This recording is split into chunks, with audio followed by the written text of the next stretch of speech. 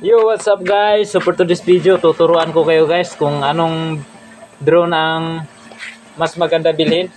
So actually yung drone na ito guys, yung pagganahin natin is yung napakamura lang to guys.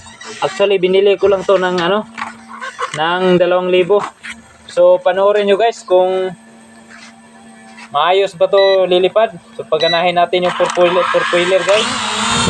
O ayan. Oh, ayan guys, nag-crash agad.